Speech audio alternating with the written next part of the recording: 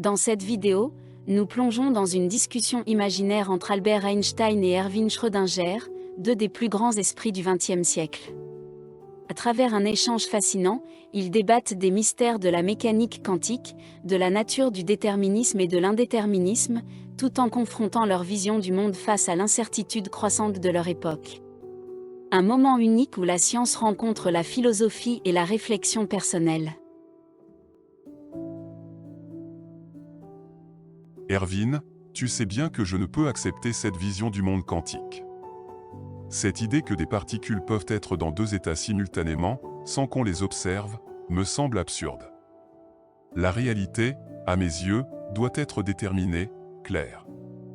Les équations que nous avons établies doivent décrire un monde qui existe indépendamment de notre observation. Je comprends tes réticences, Albert. Mais ces résultats ne sont pas des inventions de notre esprit, ce sont des faits expérimentaux. Nous avons vu des particules se comporter d'une manière qui défie la logique classique. Le chat, par exemple, dans l'expérience que j'ai imaginée, représente cette dualité. Il est à la fois vivant et mort jusqu'à ce que l'on observe. Ce n'est pas une question de croyance, mais de ce que la nature semble dicter. Mais Erwin, imagine que nous vivons dans un monde où tout dépend d'une simple observation.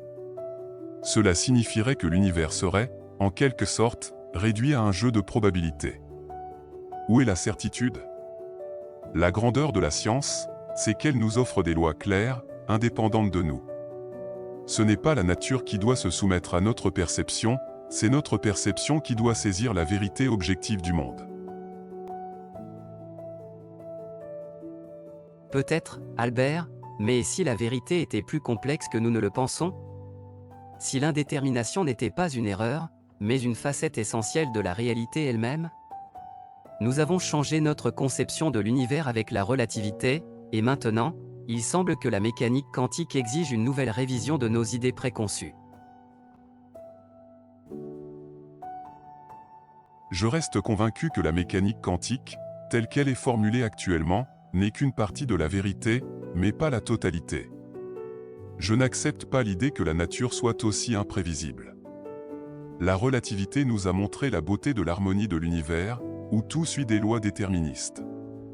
Ce que la mécanique quantique nous dit est incomplet. Peut-être que nous avons encore tout à découvrir. Mais je crains que, dans notre quête de certitude, nous ne soyons en train de négliger le fait que l'univers, lui, est peut-être tout simplement incertain.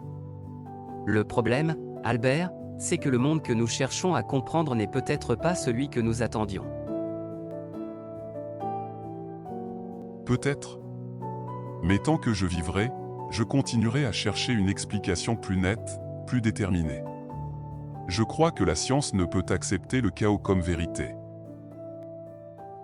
Cette conversation fictive illustre bien la tension entre les deux physiciens sur la nature du monde quantique et leur vision de la science.